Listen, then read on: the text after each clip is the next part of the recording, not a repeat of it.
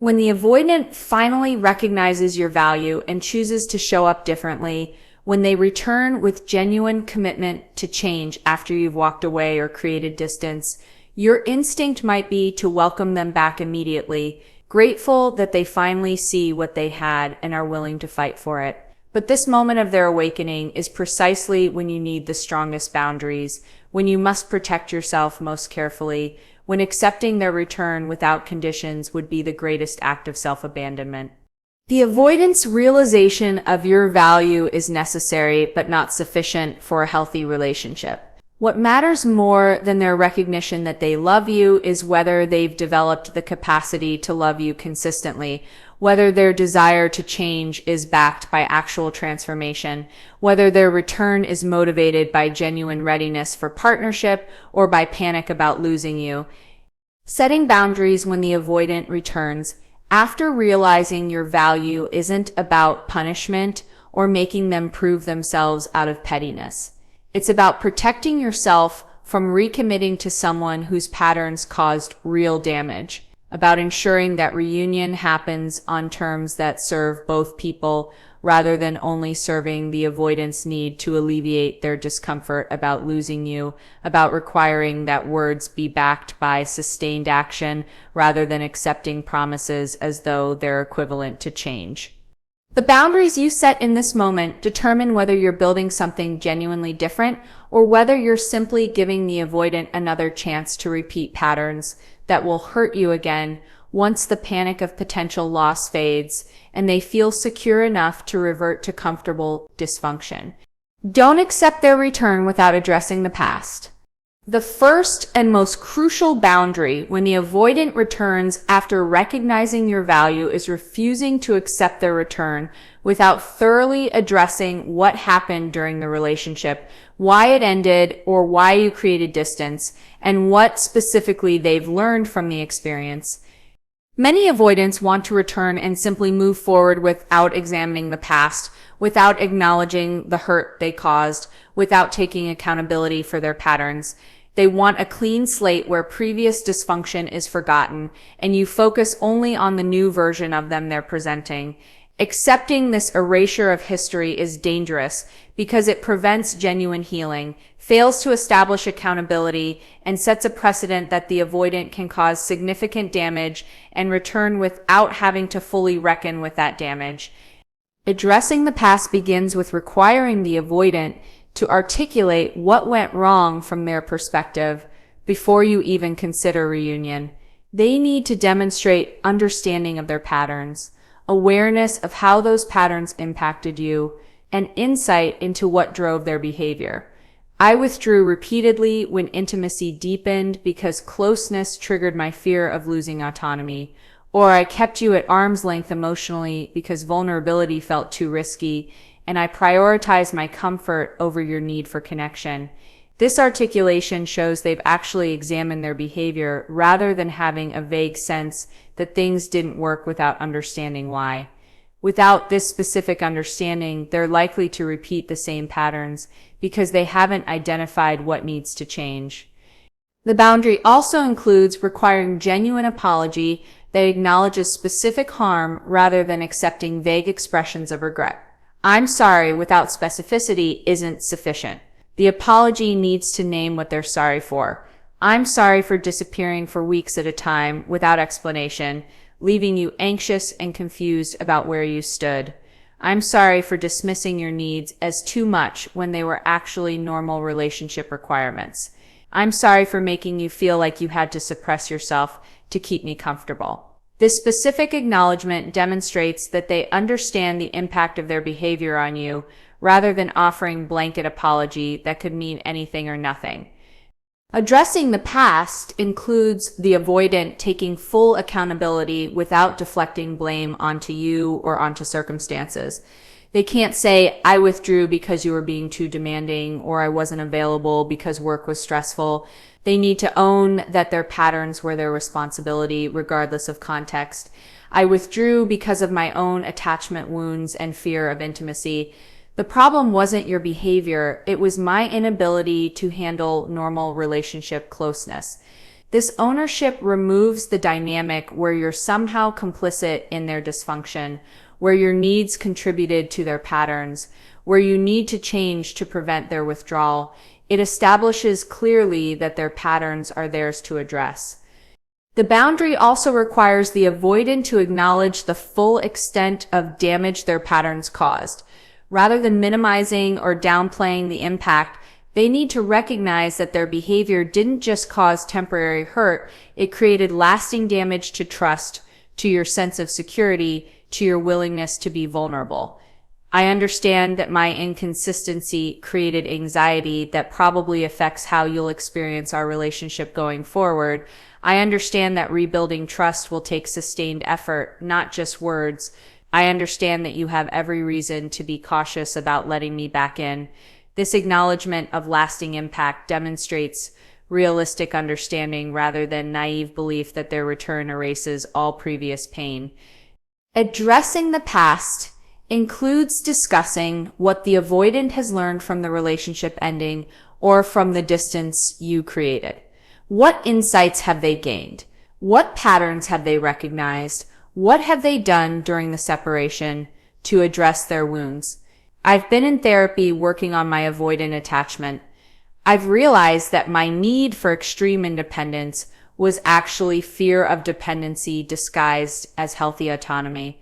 I've learned that I sabotage relationships right when they're getting good because intimacy triggers my panic. This demonstration of learning and growth shows they've used the separation productively rather than simply missing you and deciding to try again without changing anything fundamental.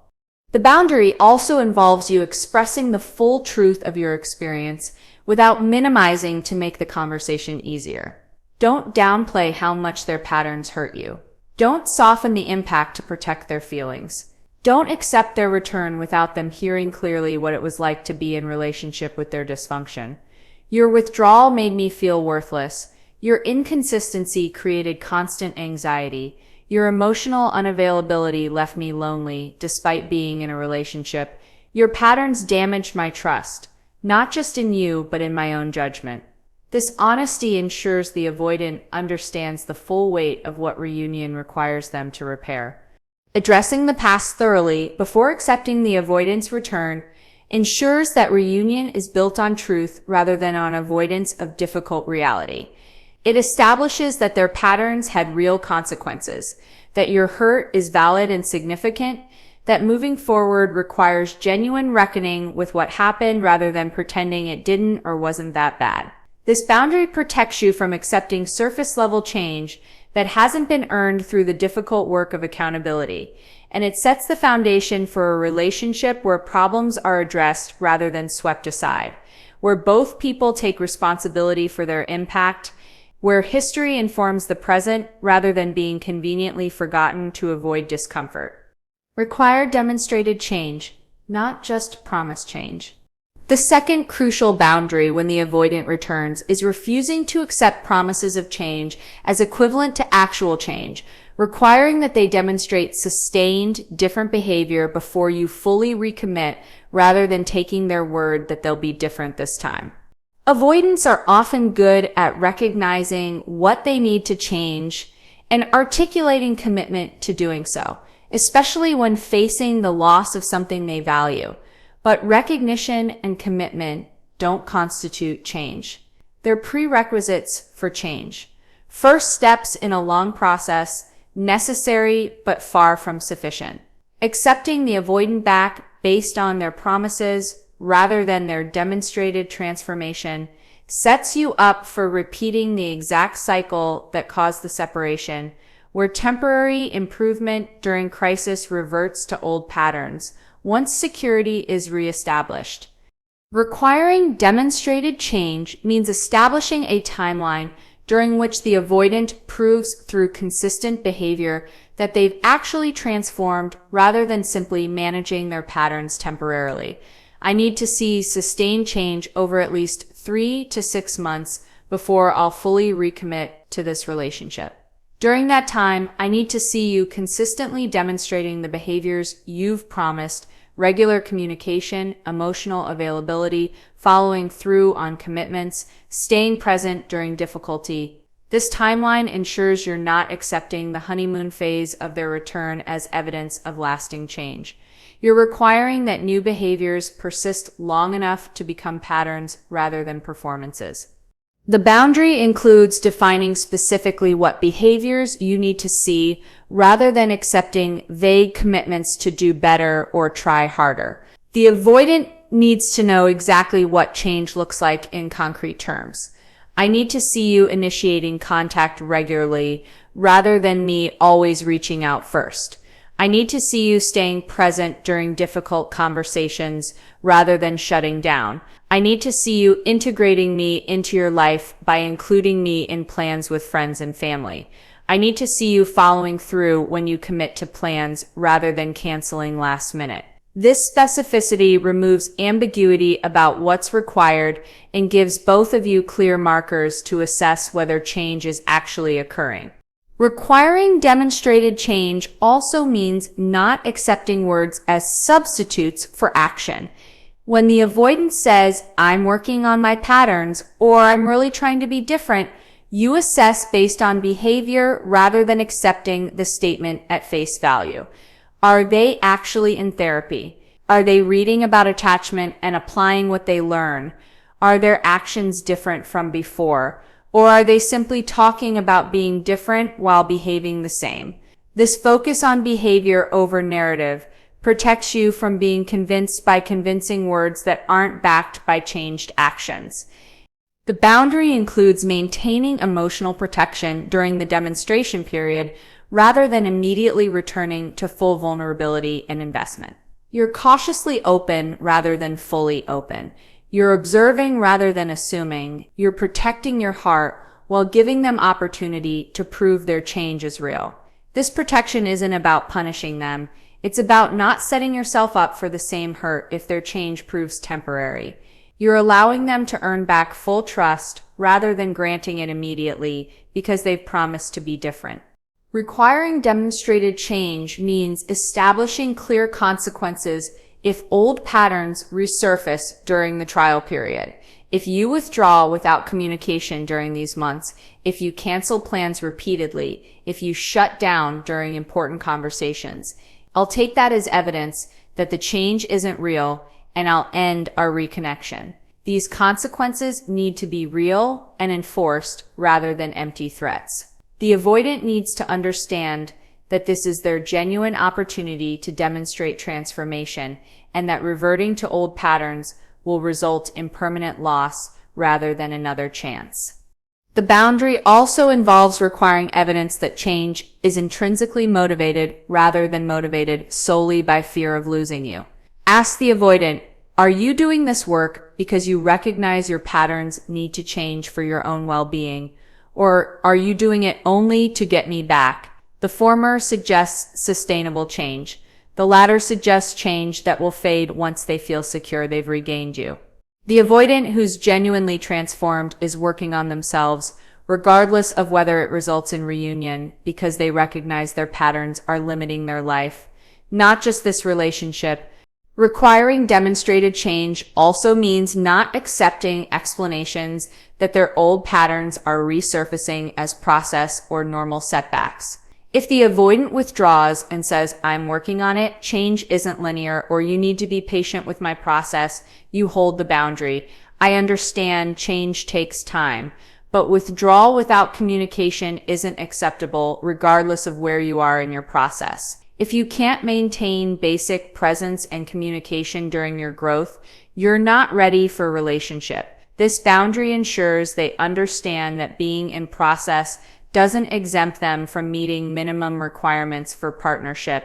The boundary of requiring demonstrated change rather than promised change protects you from the cycle where the avoidant makes temporary improvements motivated by panic about losing you. You recommit based on those improvements, and then they gradually revert to old patterns once they feel secure. By requiring sustained demonstration of change before full recommitment, You ensure that if reunion happens, it's built on actual transformation rather than on hope that promises will translate into reality. This boundary respects both your need for evidence before risking hurt again and the avoidant's opportunity to prove that their recognition of your value has translated into genuine capacity to love you in the consistent, present, emotionally available ways that healthy partnership requires. Establish clear expectations for sustained consistency. The third essential boundary when the avoidant returns is establishing crystal clear expectations for sustained consistency moving forward and making explicit that inconsistency, regardless of reason, will result in immediate consequences rather than extended patience while they work on it. The avoidant's core struggle is consistency. They can show up beautifully in moments but struggle to maintain that presence over time, cycling between engagement and withdrawal in ways that create perpetual instability. If reunion is going to work, the avoidant must understand that consistency is non-negotiable, that the hot and cold pattern that characterized the previous relationship is not acceptable going forward, and that you will protect yourself from that pattern rather than enduring it indefinitely while hoping it improves. Establishing these expectations begins with defining what consistency means in concrete, measurable terms, rather than leaving it as an abstract concept the avoidant can interpret loosely. Consistency means contact at least every other day, even if it's brief. Consistency means following through on plans we make without last-minute cancellations, except in genuine emergencies. Consistency means emotional presence during conversations, rather than shutting down when topics become difficult. Consistency means including me in your weekly life, rather than disappearing for days and then reappearing expecting to pick up where we left off. These specific definitions remove ambiguity and give the avoidant clear targets to meet rather than vague aspirations they can claim to be working toward while behavior remains unchanged. The boundary also includes establishing what inconsistency will cost the avoidant rather than leaving consequences undefined. If you go days without contact, without explanation, I won't be available when you resurface. If you cancel plans repeatedly, I'll stop making plans with you. If you withdraw emotionally during important conversations, I'll end the conversation and we'll revisit whether you're ready for a relationship at all. These consequences need to be proportionate, clearly communicated, and consistently enforced. The avoidant can't claim they didn't know inconsistency mattered if you've made consequences explicit, and you can't claim to have boundaries if you state consequences but never implement them. Establishing expectations for consistency also means refusing to accept excuses for inconsistency, regardless of how reasonable those excuses sound. Work stress, family obligations, personal struggles. These are normal life circumstances that people in healthy relationships navigate without becoming completely unavailable to their partners. I understand you're stressed at work, but that doesn't mean you can't send a brief text letting me know you're thinking of me. I understand you're dealing with family issues, but you can still communicate about your availability rather than just disappearing. This boundary removes the avoidant's ability to use life circumstances as justification for their patterns, requiring them to maintain basic relationship functioning even during difficulty. The boundary includes establishing that consistency is measured over time rather than in isolated moments. A week of great connection doesn't erase 3 weeks of withdrawal that preceded it. A month of consistency doesn't mean you trust that consistency will continue if it's followed by 2 weeks of distance. You're assessing patterns across months, looking for sustained reliability rather than being impressed by temporary good behavior. I need to see this consistency maintained, not just for a few weeks, but across seasons, across stress periods, across the normal ups and downs of life. I'm looking for consistency to become your baseline rather than your exception. Establishing expectations for consistency also means making clear that you're not interested in being in relationship with potential or with the person they are during their best moments. You need relationship with who they are on average, who they are during stress, who they are when things aren't exciting or new. I don't want to be in relationship with the version of you that shows up when you're panicked about losing me or when things are easy. I need you to be consistent through ordinary days, through conflict, through boredom, through the times when connection requires effort rather than flowing naturally. The boundary also involves establishing that consistency in one area doesn't compensate for inconsistency in others. The avoidant can't be very consistent with communication, but emotionally unavailable and claim that communication consistency is enough. They can't be emotionally present but unreliable about plans and suggest their emotional presence compensates. You need consistency across all dimensions: communication, emotional availability, physical presence, follow through on commitments. I need you consistent in showing up emotionally, in maintaining contact, in honoring commitments, in integrating me into your life. Excellence in one area doesn't excuse dysfunction in others. Establishing clear expectations for consistency also means refusing to lower your standards when the avoidant struggles to meet them. If they express that your expectations feel like too much pressure, that they're trying their best, that you're not appreciating their efforts, you hold firm. These aren't excessive expectations. They're basic requirements for functional partnership. If they feel overwhelming to you, that tells me you're not ready for a relationship rather than telling me I need to expect less. I've already accepted less than I needed for too long. I'm not doing that again. The boundary includes periodic check-ins to assess whether consistency is being maintained and to address slippage before it becomes a pattern. Every few weeks, we're going to honestly assess how things are going. If I'm noticing inconsistency creeping back in, we need to address it immediately rather than me staying silent until I'm so frustrated I need to leave. And if you're feeling overwhelmed by consistency requirements, you need to say that rather than just withdrawing. These check-ins prevent the drift back into dysfunction that happens when small inconsistencies are ignored until they accumulate into major problems. Establishing clear expectations for sustained consistency protects you from accepting the relationship structure that didn't work before, from tolerating the hot and cold pattern that kept you in perpetual anxiety, from allowing the avoidant to continue their cycles while you adapt to accommodate them. It communicates that reunion is contingent on fundamental change in how they show up rather than on you accepting their limitations as unchangeable features.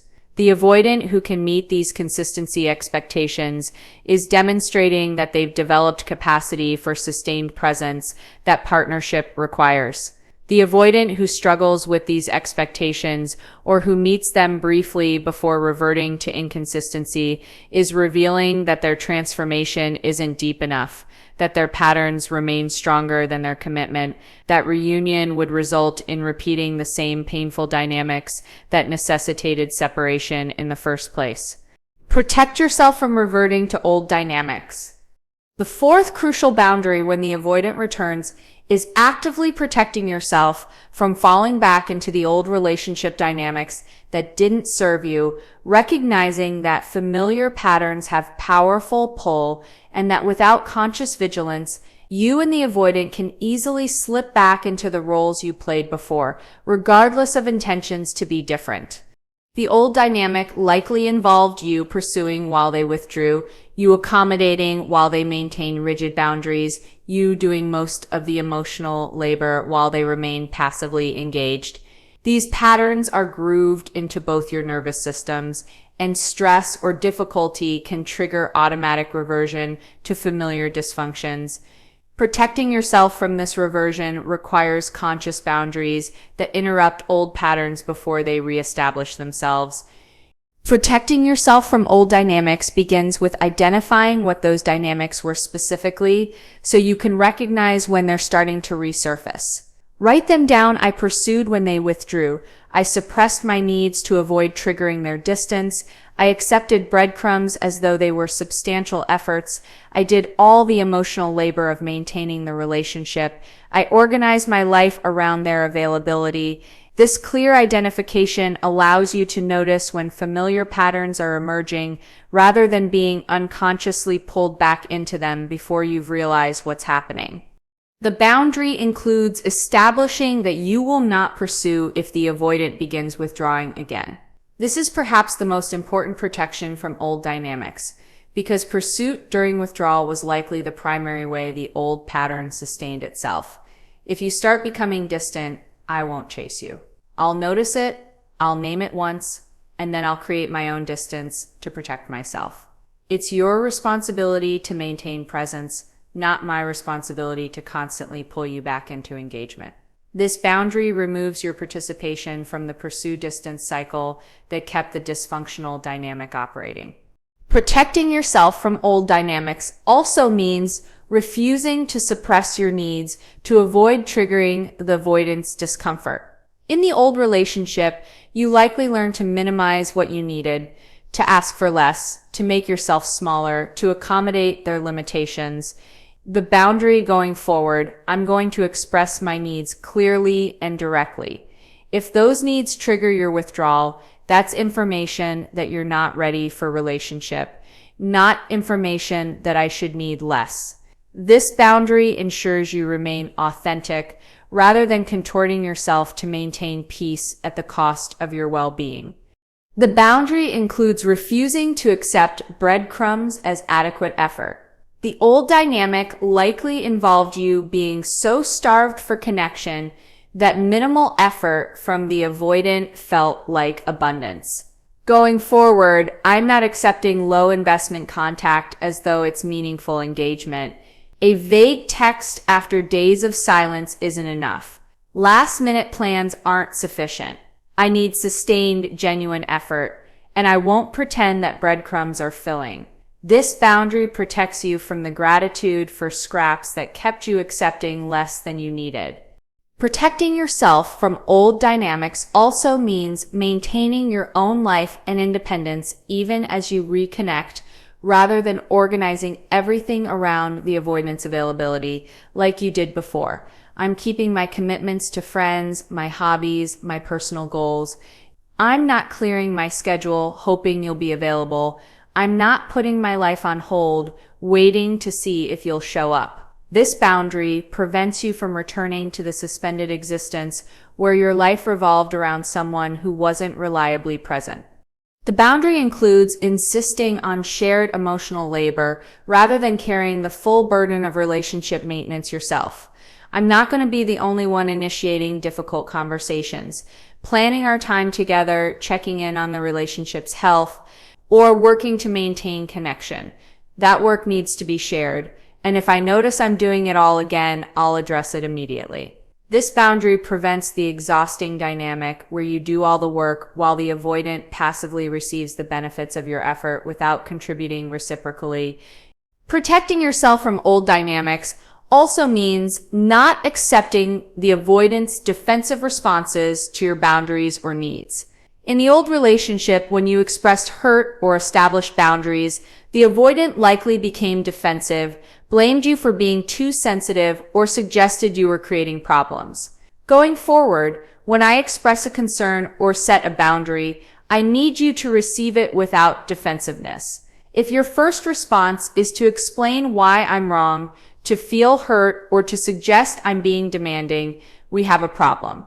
I'm not going back to the dynamic where I can't speak up without you making me the problem.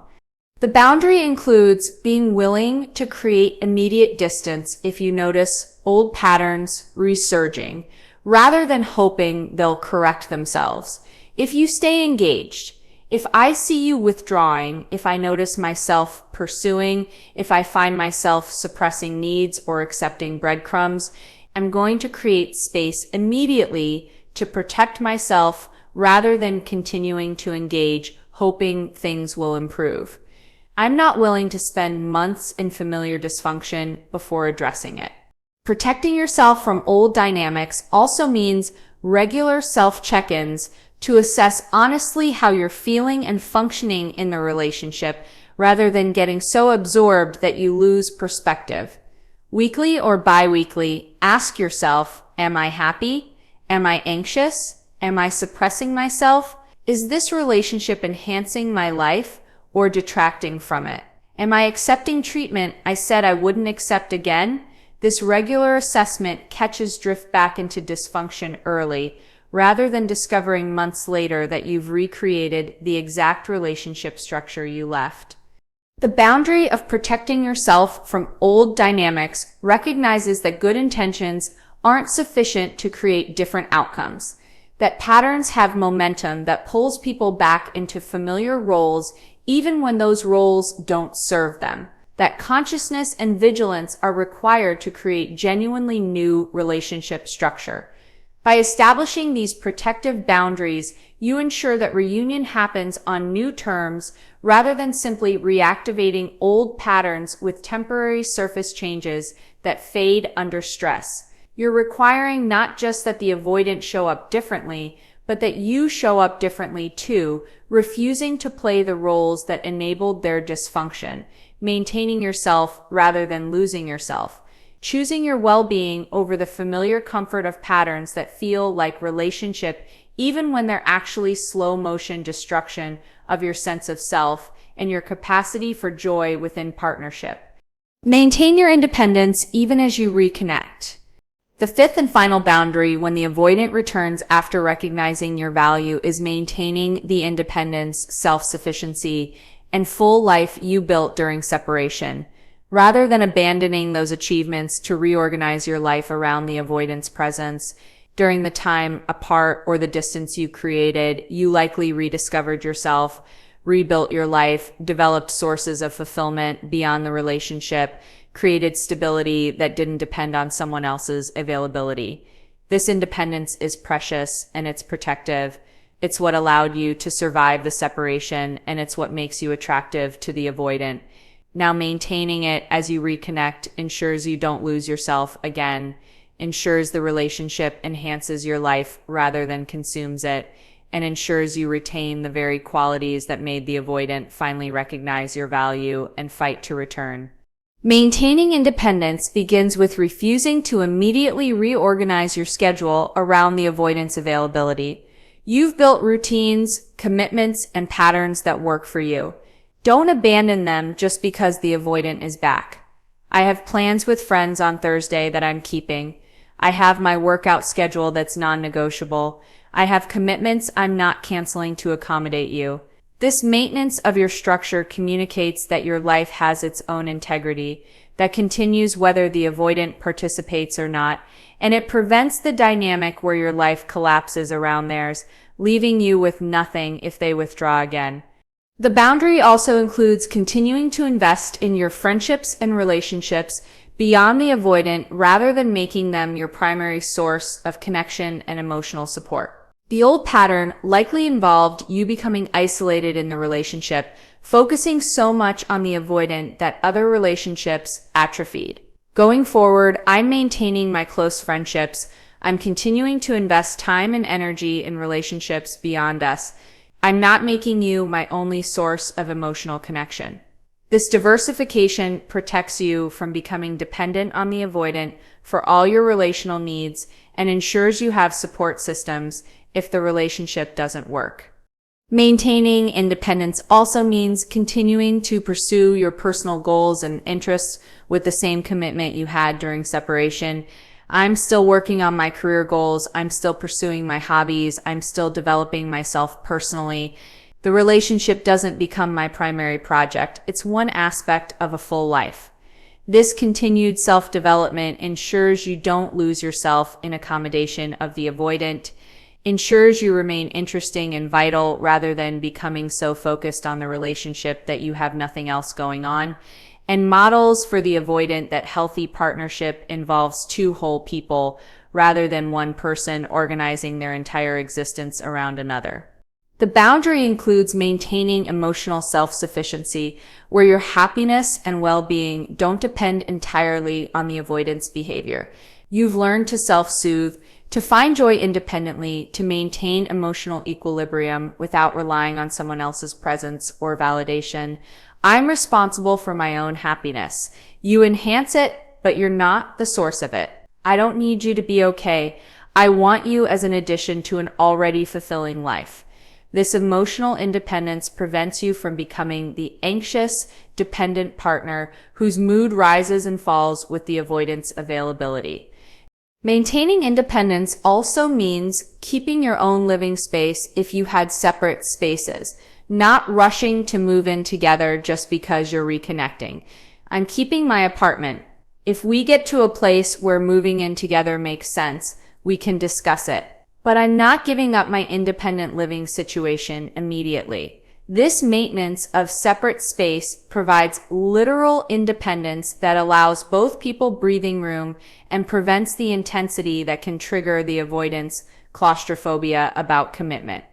The boundary includes making independent decisions about your life without requiring the avoidance approval or input on everything.